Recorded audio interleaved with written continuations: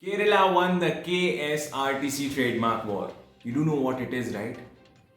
Let me explain. For 2 decades, the neighboring states of Kerala and Karnataka have used the same abbreviation for the respective state road transport corporation, that is KSRTC.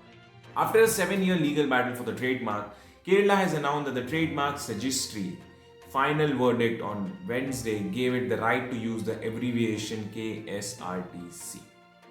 Its emblem and even the nickname Anavandi, which means elephant vehicle. Now, side by side in Kerala, the erstwhile Vancouver State Transport Department was re-established as Kerala State Road Transport Corporation on April 1st, 1965. And in Karnataka, the Mysore Government Road Transport Department, that is MGRTD, started in 1948, became Karnataka State Road Transport Corporation in 1973. Kerala RTC is the state's largest public sector employer with 28,000 odd permanent employees and 38,000 odd pensioners. These are the stats of up to 2020.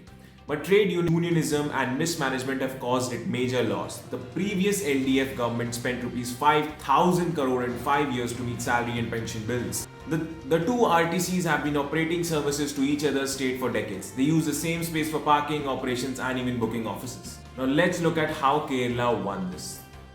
In 2014, Kerala State RTC applied for registration of the KSRTC trademark with the Office of the Trademark Registrar in Chennai.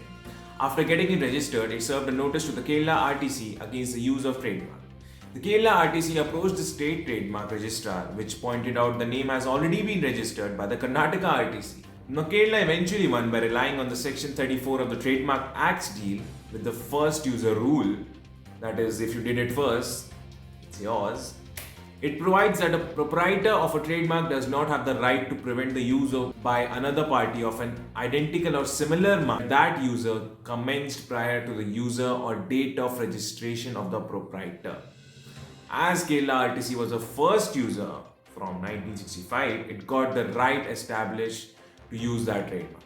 Kerala RTC furnished photographs of old buses, bus depots, pages from memoirs of former transport ministers, write-ups and reports. Among the evidence presented was visuals and a Malayalam film of 1969, Kannur Deluxe, showing a KSRTC Kerala bus plying between Kannur and Thiruvananthapuram. So what now? We don't have buses in Karnataka? No.